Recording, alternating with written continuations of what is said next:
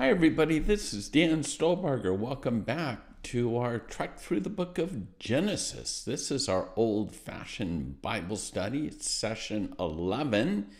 We're going to cover only a couple chapters tonight, chapters 37 through 39. Okay, so make sure you grab your Bibles. Before we begin, it is Shavuot. And last night, our old-fashioned Bible study, and if you're local, you're more than welcome to join us here for the live presentation of this. We had our cheesecake and we celebrated. And again, for many, when we think about the Jewish feasts, we automatically think of Passover and we think of Feast of Tabernacles. But sandwiched right in the middle, one of the three mandatory feasts to come up to Jerusalem is what's called Shavuot. That is a Hebrew word that means weeks. And literally for Christians, for believers,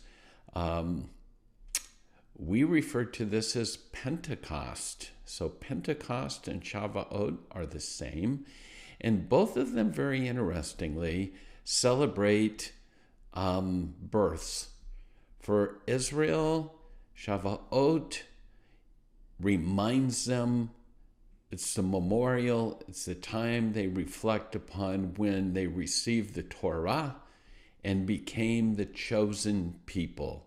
That didn't happen when they left Egypt. It happened when they were given the Torah. That was on Shavuot.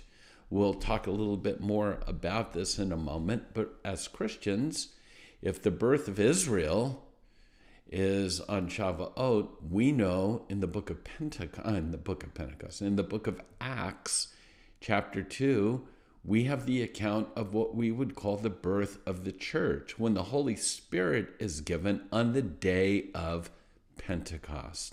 And last night we read through that portion of Scripture from Acts 2.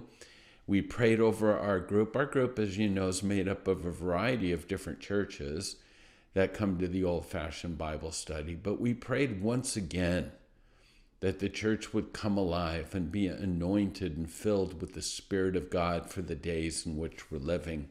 But as we look back, let's just take a moment to think about Shavuot, our roots, our Jewish roots.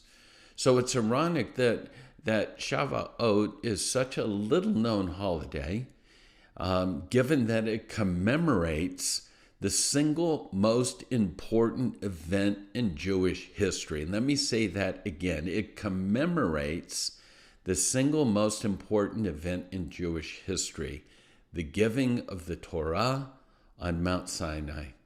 It happens 50 days after Passover, and interestingly enough, there are no symbols to distract us from the central focus of Jewish life, the Torah.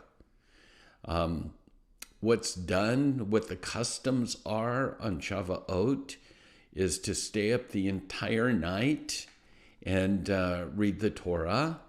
And then on the following Shabbat, the one book, interestingly enough, that is read and studied in synagogue is the book of Ruth.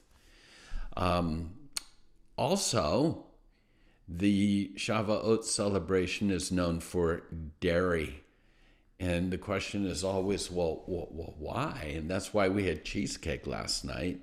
In the biblical book of Song of Songs, or the Song of Solomon, it refers to the sweet, nourishing value of the Torah by saying that it drips from your lips like honey and milk under your tongue.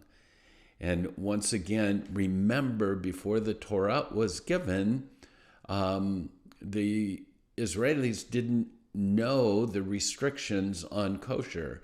So right now, if you go to Israel, as you know, I always joke saying, hey, before you get on that plane and head to Israel, make sure you have your fill of cheeseburgers, because you ain't going to get them there, because there's this separation of meat and dairy.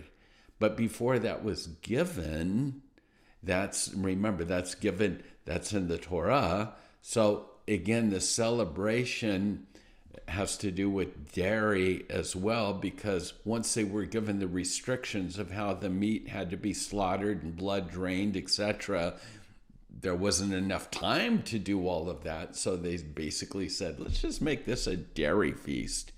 And so in Israel today, it's all about the cheesecake. Okay? Again, lighting candles, decorating the home with flowers, in synagogue going over the 10 Commandments once again, reading the book of Ruth. Again, we've mentioned one of the, if not the most important moment in Jewish history is when God says, I'm going to give you my word, the Torah, and you will be my people. And the people then say, we will do all of these things. That is the ultimate marriage feast. But then, interestingly enough, we have the book of Ruth. Why the book of Ruth? Why study that book on Shavuot? Because as we know, Ruth was a Moabite. She was a Gentile. And so the question is why is this book studied? And there are those that would say because, it's the setting is the barley harvest. It's Boaz, and its setting is around this period of time. She becomes a Jewish convert. And so they kind of package it all together. But as believers on our end, we see this as a type. And then we see the church as a fulfillment as the Gentile bride of Christ, right? And so interestingly enough, the church is born on Pentecost as well. I read this article that I'll end this little introduction, at least to Shavuot, because the days in which we're living, are fraught with peril. We know what's going on in Israel today. We know what's transpired since October 7th. We've seen the unbelievable rise of anti-Semitism. We've seen our country back away, in my opinion at least, from commitments of standing with Israel. And it's not hard to imagine we've already seen Europe, the G7. We've seen many countries adamant about establishing a Palestinian state. We've seen the United Nations turn once again dramatically against Israel, accusing them of genocide. And so this is the days in which we're living. And the question has to be, where does the church stand today with Israel? And stand good enough, by the way, to get information that's reliable. I'll give you a couple sources. One, make sure you go to Telegram, get signed up for that. And our dear friend Amir Safate, make sure you follow Amir. I don't know if my brother ever sleeps because there's just so much information. But the other, his name is Stan Goodenough. I think his moniker, his title on Telegram is probably Jerusalem Watchman. He's a believer, but again, reliable. Anyhow, with that being said, this is what he wrote that really resonated in my heart about Ruth. He said, tonight, marking Shavuot, the Jews will read the book of Ruth. Remember, it's the story of the Gentile girl who clung to the Jewish Naomi, pledging not to be her friend from a distance, not to bless and pray for her from afar, not to cheer her on or applaud her successes and victories from the sidelines. No, Ruth took hold of Naomi, joined herself to her, pledged to treat her people as Ruth's own. Her God would be Ruth's God, and vowed that nothing but death would ever separate her from Naomi and her nation. This, I deeply believe, exemplifies the way we as Christians should be in our relationship with the Jews today. Not supporting and praying for and cheering them on from afar as spectators, rather wholeheartedly embracing them and committing ourselves to go with them through thick and thin. If necessary, even against our family members, friends, congregations, even our own nations, and that nothing but death would separate us from them. As you know, and I've shared this before, a few months back we went to Israel. We had Holy Ground had a tour that was scheduled that had to be canceled, obviously because of the war, but Sharon and I decided we had to go. We just wanted to go to show our support. Many of you sent financial donations, and you said, hey, wherever you see a need, please bless Israel and let them know that we're standing with them. And it was an amazing trip. But one of our close friends in Israel made this statement that I'll never forget. It's seared into my mind right now. It reminds me of what we just read here from Stand Good Enough. And her name's Elisa, and Lisa said to me, today, Israel does not need visitors. Israel needs friends. And when we heard that statement, it was like a seed that was planted, and it's been watered and it's grown up. And so we've decided that we've put together a tour. And I hate the word tour, an experience that we're offering in November of this year. And we're calling the tour The Land, the People, and the King. Again, we want to hit all three of those. But when we get to the people, we want to serve. We want to serve and let the people of Israel know that we're standing with them, that Jesus loves them. We believe that they will come to know him. And we just find ourselves in this position of feeling the need to go as friends. And so if that's something that I'm going to ask that the Lord would just plant that seed in your heart. And if that's something that you resonate with and say, yes, we want to go. As you know, all hell's breaking loose in Israel right now. There's wars in the north. There's still Gaza that's going on. Truth be told, people will always ask me the question, when is it safe to go to Israel? And the reality is that there'll never be a so-called safe time. If it's calm for too long, then I worry. There won't be a safe time. And so the promise that we can make, we will never put you in harm's way. But again, if you're looking for a safe time to go to Israel, the bottom line is you'll never go. So let me encourage you to pray about joining us in November 7th through the 17th. Again, the tour is called The Land, the People, and the King. All the information's on our website at holygroundexplorations.com. Now let's jump in to the book of Genesis and pick up where we've left off. We're going to tackle a couple chapters tonight. We'll start in chapter 37. We've come to the end, in a sense, of the deep dive study and what Moses, as the writer of the Torah, inspired by God, obviously has to say about Jacob. We're now going to make a transition from Jacob. He'll still be alive. We'll still hear from him. But now we're going to focus in on Joseph. And in fact, truth be told, the story of Joseph that's told from this chapter through chapter 50 occupies 1/4 of the book of Genesis. There's more written about Joseph than anybody else in Genesis. More than Adam, more than Noah, more than Abraham, more than Isaac, and more than Jacob.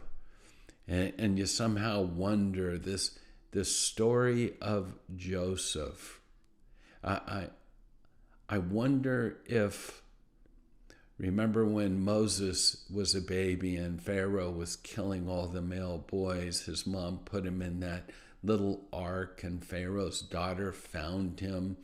And then miraculously, Moses' mom was the one that they found to nurse Moses until he was weaned. And I wonder how often his mom told little Moses about another Jew that occupied the palaces of Egypt. The story of Joseph. Well, let's jump in. Verse 1, now Jacob dwelt in the land where his father was a stranger, in the land of Canaan. This is the history of Jacob. Now all Israel, now let's remember, we're going to go back and forth in names. Jacob, Israel. Jacob wrestled with God and his name is changed to Israel. But the scriptures sometimes will, whenever Jacob is really operating in his flesh, which he does often, the scriptures will refer to him as Jacob. His pursuit of God, and when he's walking in the, quote, spirit, we'll see his name being Israel. Again, as we jump in here, in fact, in the next chapter, I should say it now, I'll say it again then, this is a dysfunctional family, okay? The 12 tribes of Israel, don't look back upon their origins and think, here's some examples that we can follow, or whatever.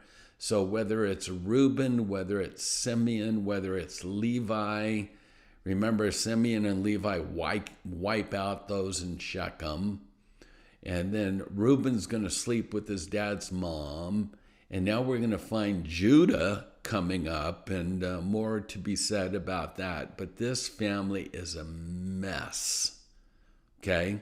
So, Israel, back to verse 3. Israel loved Jacob more than all of his children because he was the son of his old age. This is the son of his beloved Rachel. And he made him a coat or a tunic of many colors. And when his brothers saw that their father loved him more than all his brothers, they hated him. And they could not speak peacefully to him. So Jacob should have known better. He should have remembered the results of parental favoritism between him and his brother Esau. Isaac loved Esau, and of course Rebekah loved Jacob. And because of favoritism on both sides, what a mess. What a mess. It had separated him from his mother, and it would separate Joseph from Jacob as well. We're going to see that. That's the results of this favoritism. Now, verse 5, now Joseph, and by the way, the scriptures don't give us, it's interesting. One of the reasons we love the Bible is because even our heroes, we get the dirt. We get the good, the bad, and the ugly.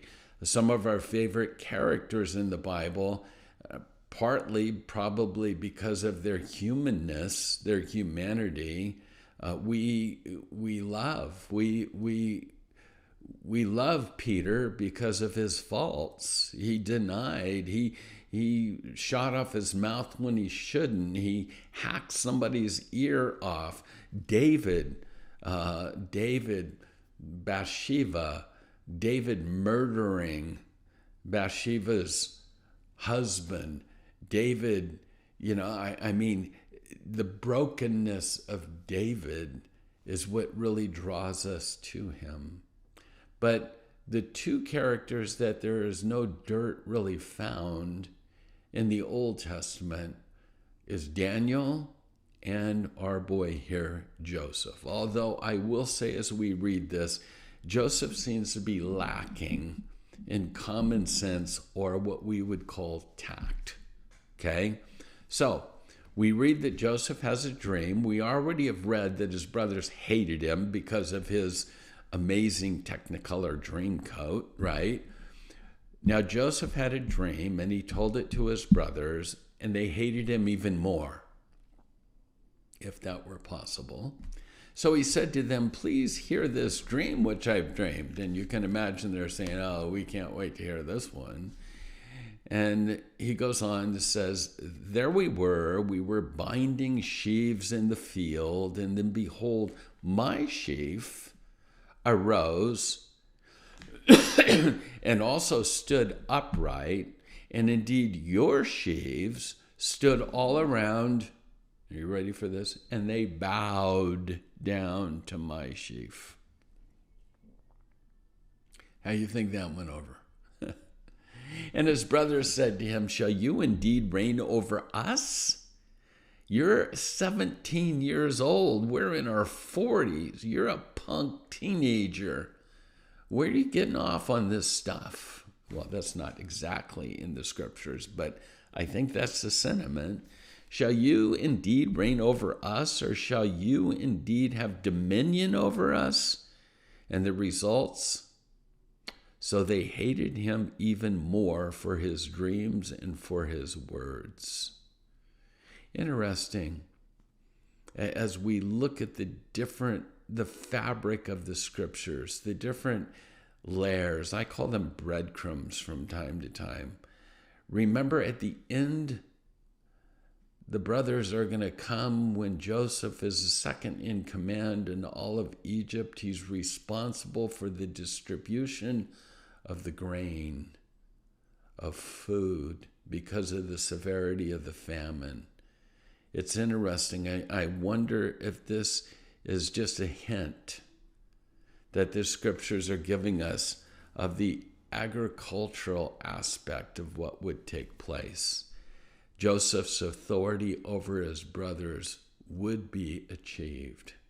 Well, if that wasn't enough, we have another dream. Verse 9 says, then he dreamed still another dream and told it to his brothers. And I bet they said, oh, as if not the first one. I mean, we hated you for that. Now listen to this one. Look, I've dreamed another dream, Joseph says. And this time, the sun, the moon, and the 11 stars. And as I mentioned, 11. Oh, that's right. That's the number of brothers I have. The sun, the moon, and the 11 stars, they bowed down to me. And so he told this dream even to his father and his brothers. And his father rebuked him. Jacob rebukes him and said to him, what is this dream that you've dreamed? Shall your mother and I and your brothers indeed come to bow down to the earth before you? And his brothers envied him, but his father kept the matter in mind. Interesting. We're going to find these breadcrumbs not only fulfilled in Genesis later in this book when, as we mentioned, second in command only to Pharaoh, and then the sun and the moon. There's this idiom in the book of Revelation, and the question is that who is this woman with the sun and the moon and all of that? And again, because of what we've read here, we know that it's not the church. We know that to be Israel. So, again, next episode, they're hating him because of all this. Then it says in verse 12, and again, keep in mind, he's 17. His brothers went to feed their father's flock in Shechem. And we have to stop there for a second because it's not an insignificant statement. Shechem, the connotations for for Jacob, Shechem was a place where Simeon and Levi had wiped out the male population because of the rape of Dinah. It was a place that God never told him to go to, but he decided to go there instead of Bethel, where he was commanded to go. It was really an interruption to what God had in mind, and it didn't bode well. And so there's going to be some concern in Father Israel or Jacob's mind when the boys are taking all the flocks. And because Shechem was known as sort of a place where there was an abundance of water, the Vale of Shechem. And so they're going to water flocks. It's about 50 miles north of Hebron where they're located. And so that's the setting. They've been gone a while. And so then it says that the brothers went to feed their father's flock in Shechem. And Israel says to Joseph, "Are not your brothers feeding the flock in Shechem? Come, I will send you to them." So he said to him, "Here I am." And then he said to him, "Please go down and see if it's well with your brothers and well with the flocks, and bring back word to me." So he sent him out of the valley of Hebron, and he went to Shechem. Again, major concerns, no doubt, because of their last foray into Shechem. Now, we read about a certain man. We do not know who this person is. In the Jewish writings, they believe this to be some sort of messenger from God, an angelic being. We have no evidence that here in the scriptures. He's just an interesting person that has some insight and is given to Joseph, as we're going to read here. So it says, a certain man found him, and there he was wandering in the fields of Shechem. And the man asked him, saying, "What are you seeking?" And so he said, "I'm seeking my brothers. Please tell me where they're feeding their flocks." And the man said, "They've departed from here, for I heard them say, 'Let's go to Dothan.'" So Joseph went after his brothers and found them in Dothan. And again, I've got a map for you. Make sure you grab the PDF PowerPoints, the notes that are available. It should be a link right on the YouTube site. And in this slide, you're going to see Dothan. You'll see the well that commemorates the events that took place there. But as you can see in the map, Jacob's holing up, in a sense, in Hebron at this time.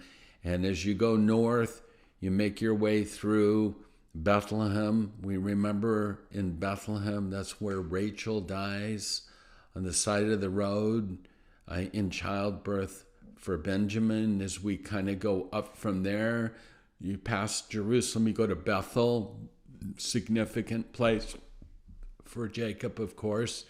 It's where he had his first vision of God.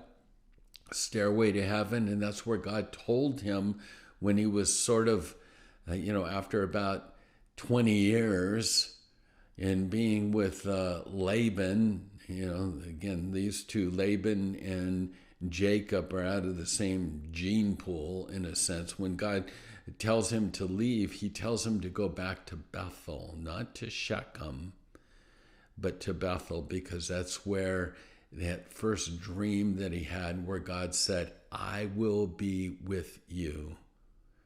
And of course, then it was an unconditional promise of God. But then Jacob's response is, "Okay, you can be my God if you do X, Y, and Z." That's the relationship, not a very deep relationship. In fact, I will say often that if God can deal with Jacob, there's hope for us all.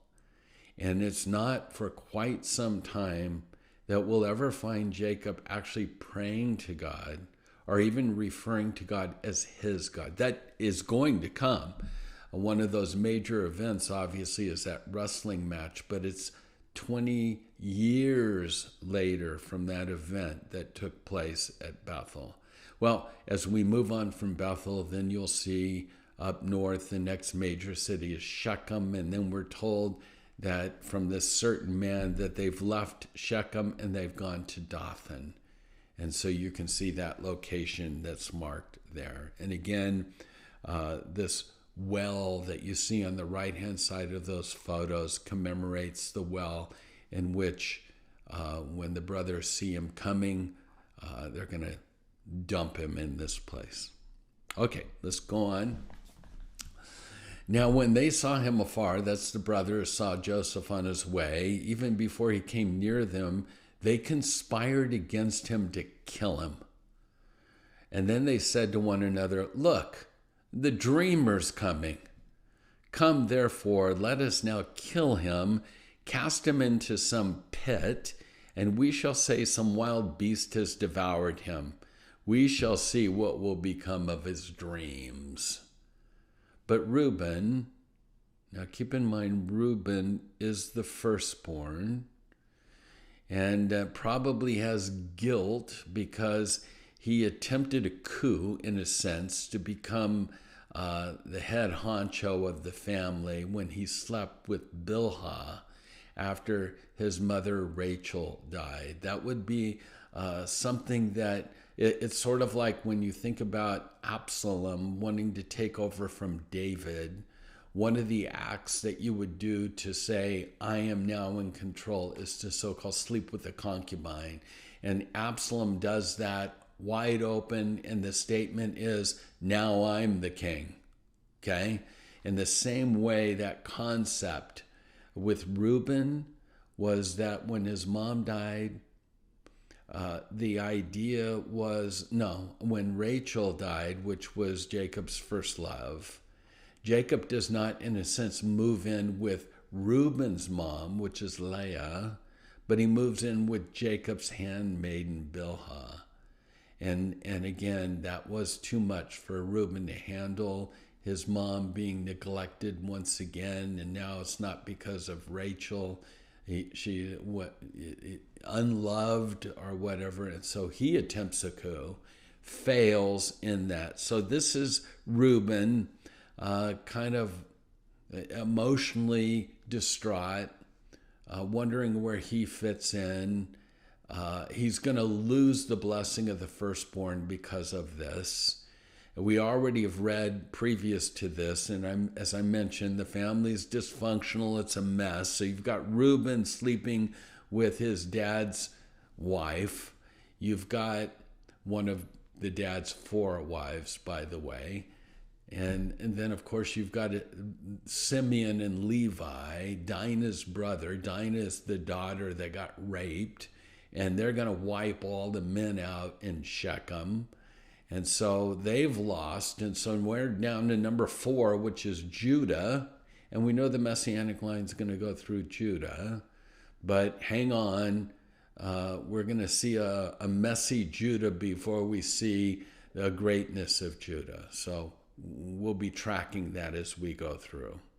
But Reuben, we're told, is here. And he hears their brothers saying that let's kill him. And Reuben says he heard it and he delivered him out of their hands, and he said, let's not kill him. And Reuben said to them, shed no blood. Let's just cast him into this pit, which is in the wilderness, and do not lay a hand on him, that he might deliver him out of their hands and bring him back to his father. So Reuben's plan was, don't kill him. There's a well, there's a pit. The Jewish sages say it was about 30 feet deep and it was filled with scorpions and snakes. We don't read that. It just says there was no water in it from the text. But Reuben's saying, throw him in the pit, because his plan was to circle back afterwards, rescue him, and take him back to his dad. Okay? So that was the plan, and now we'll see how it unfolds. So it came to pass when Joseph had come to his brothers that they stripped Joseph of his coat of many colors, his tunic, and they took him and they cast him into a pit. And the pit was empty and there was no water in it. I've given you a drawing. In this drawing, Joseph is cast into the pit. You'll see his face is distorted in anguish. He's betrayed by his brothers. He's stripped of his coat. And again, the Jewish sages say that the dry pit is full of snakes and scorpions. High over his head, looking down as his brothers peering into the dark pit, curious of what happened to him because of their evil deed. And then we read that the brothers decide to have lunch after they throw him down. And it says that they sat down to eat a meal, got their kebabs out, and then they lifted their eyes and they looked, and guess what? There was a company of Ishmaelites coming from Gilead with their camels bearing spices, balm, and myrrh on their way to carry them down to Egypt. And so, and here's the next brother. This is not Reuben, Judah. So Judah says to his brothers, "What profit is there if we kill our brother and conceal his blood? Come, let's sell him to the Ishmaelites, and let not our hand be upon him, for he's our brother." Oh, good old Judah. Let's not kill him. Let's just sell him as a slave because he's our brother. He's our flesh. And his brothers listened. And then the Midianite traders passed by. And so the brothers pulled Joseph up and lifted him out of the pit, and they sold him to the Ishmaelites for 20 shekels of silver. And they took Joseph to Egypt. So, interchangeably, the Midianites and the Ishmaelites, those are just terms back and forth. They're the same. They're a Bedouin sort of nomadic tribe. So it's hard to say they settled in one place because they were nomadic. So don't get hung up on that. The Ishmaelites. And again, Judah.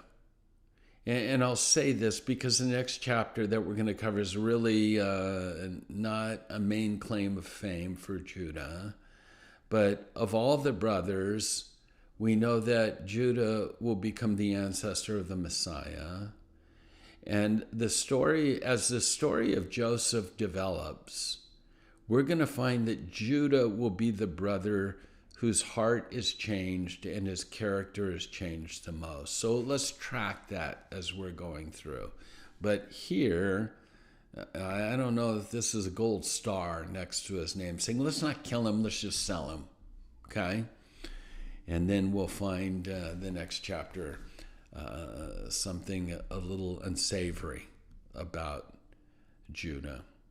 So then Reuben returned. Again, as I mentioned, his plan was to rescue him and take him back to his dad. Then Reuben returned to the pit, and indeed Joseph was not in the pit. And he tore his clothes, sign of deep grief and anguish. And he returned to his brothers, and he said, "The lad's no more. What shall we do? Where shall I go?" And they took Joseph's coat, his tunic of many colors. They killed a goat. They took the blood of the goat and they dipped the tunic in it. And then they sent the tunic of many colors and they brought it to their father. And they said, "We found this. Do you know whether it's your son's or not?" Like they didn't know, right? The deception runs deep. Okay? And keep in mind, they learned this from him. Deception, deceit, cheating. And of course, he recognizes it and says, "It's my son's tunic. A wild beast has devoured him. Without doubt, Joseph's been torn to pieces." And then Jacob tears his clothes, puts sackcloth on his waist, mourns for his son for many days. In fact, the Jewish sages say he never stopped mourning. Nobody could ease Jacob's grief over the loss or his perceived loss of Joseph. It says that all of his sons and daughters arose to comfort him, but he refused to be comforted. And he said, "For I shall go down into the grave to my son in mourning." Thus his father wept for him. Jacob was convinced that his fave, his boy, his favorite, was dead. It's ironic. Retribution. Jacob had deceived Isaac, his father, by using his brother's clothes, tunic. Remember, he covered himself in goat's hair, but it was the smell of the field of his brother's tunic. And then he had the skins of a goat. And it's interesting that the ironic retribution here, that he's deceived on the other end by the blood of a goat with his son's coat dipped in it.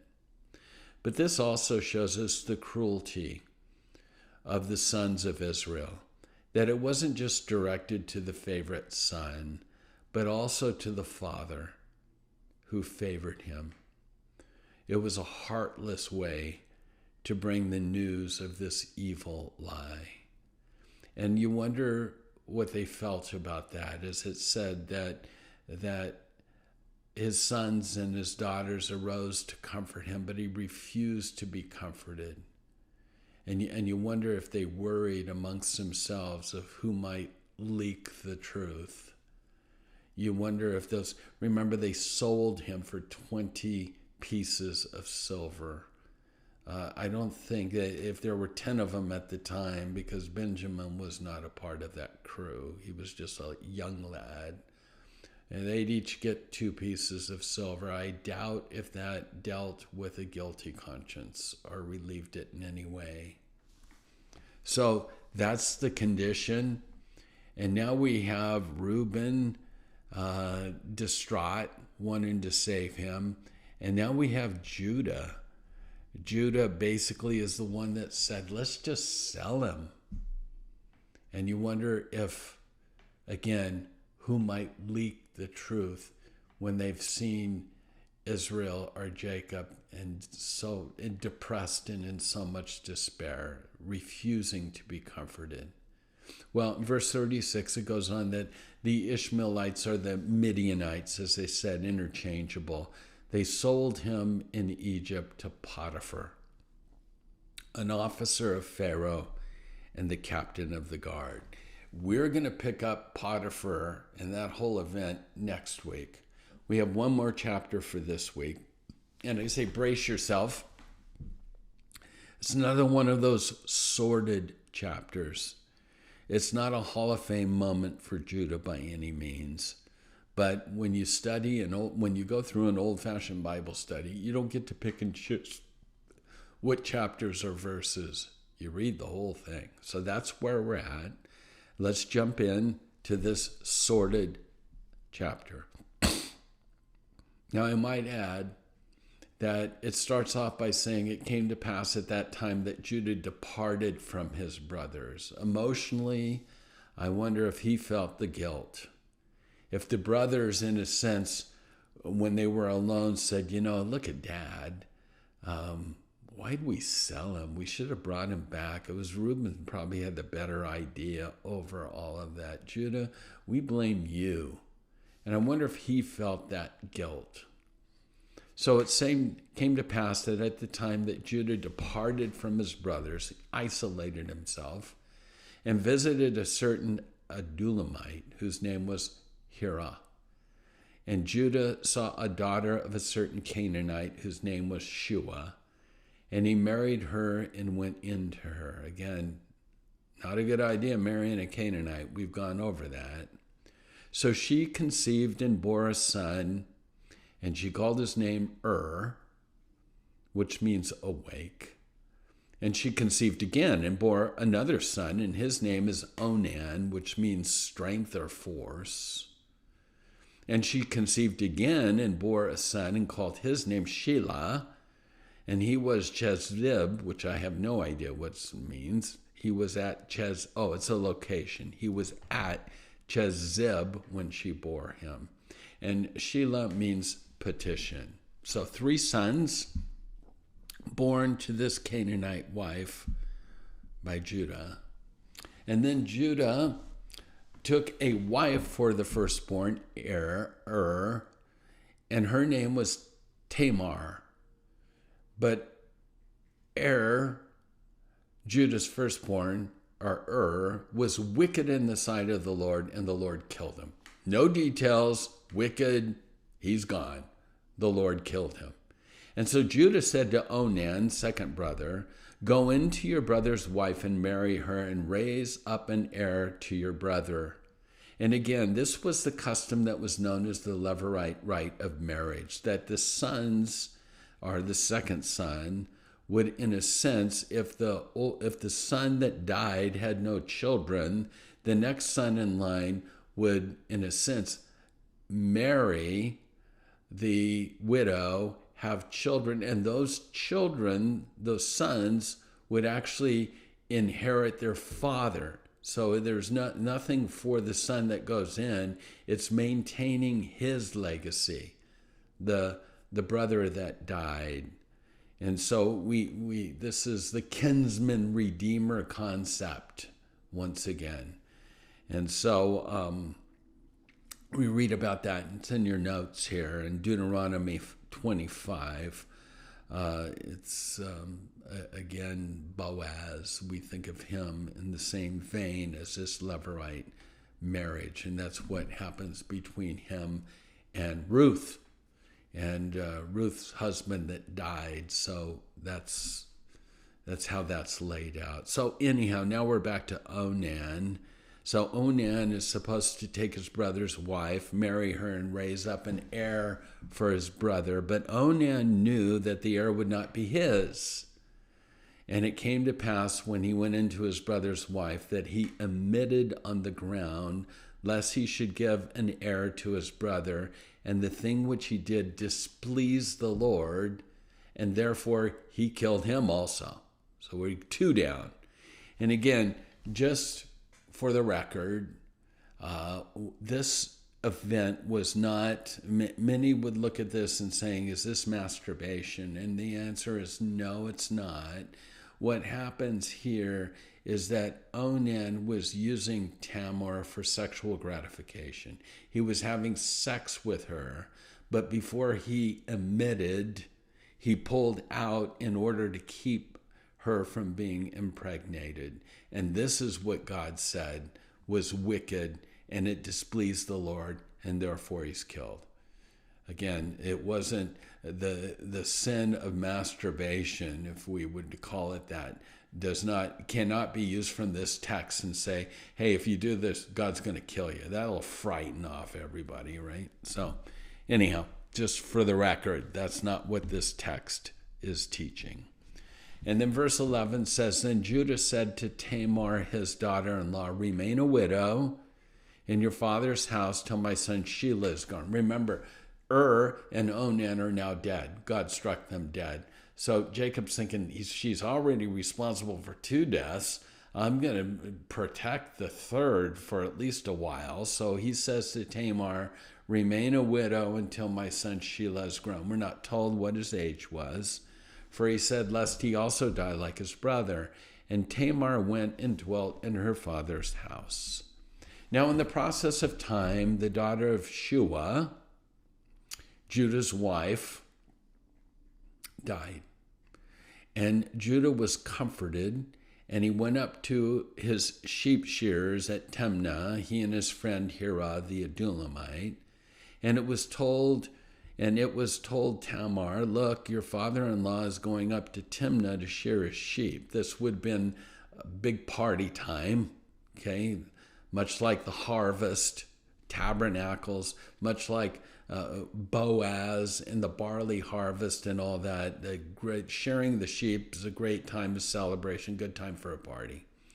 And so she took off her widow's garments, covered herself with a veil, wrapped herself, and sat in an open place which was on the way to Timnah.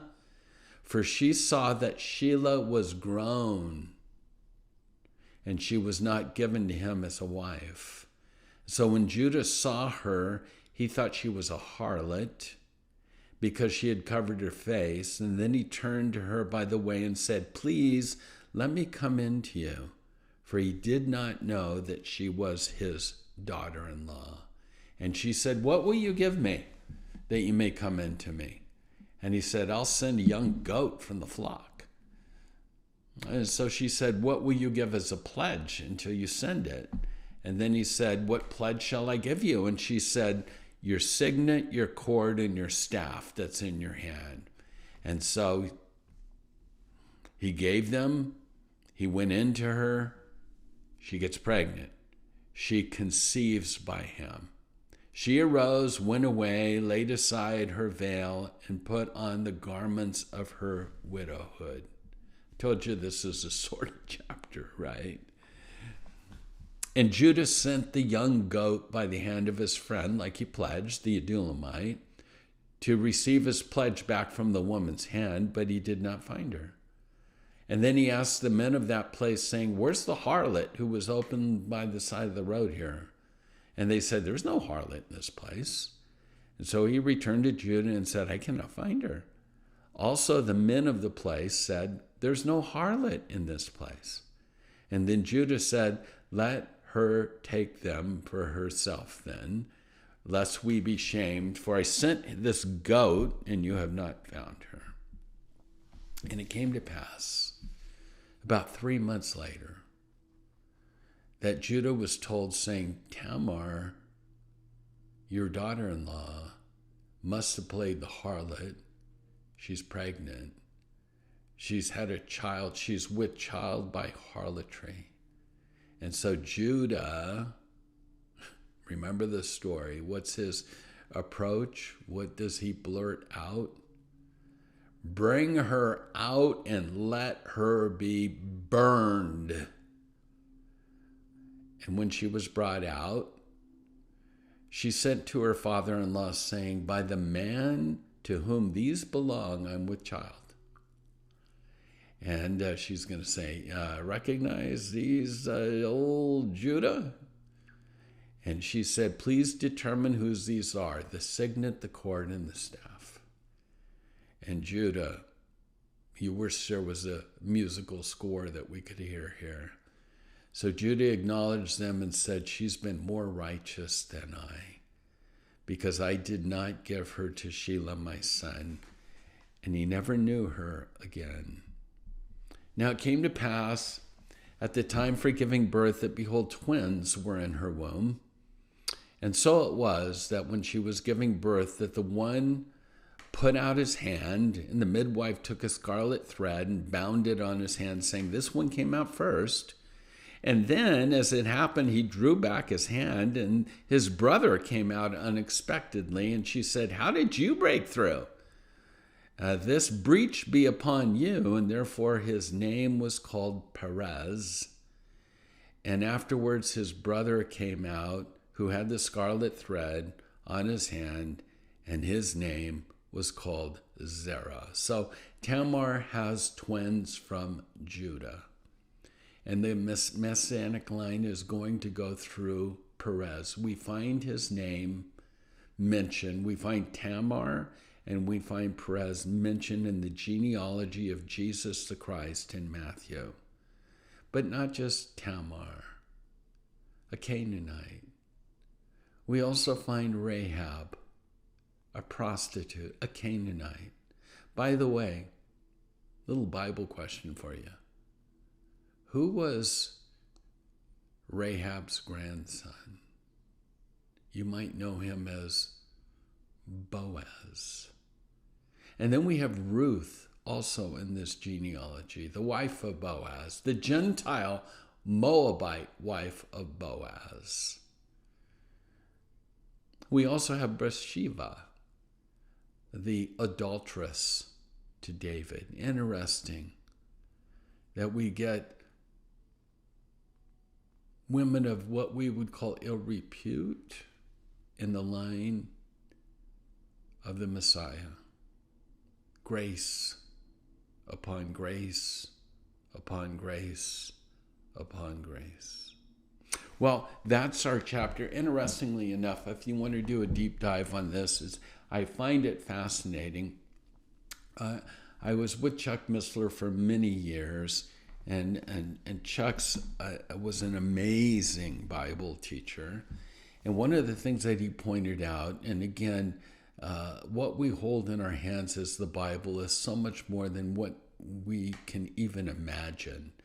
So in this weird chapter, again, 38, the fall, or not necessarily the highlights of Judah or whatever, we have this guy having sex with his daughter-in-law, lying, and all of this sort of thing.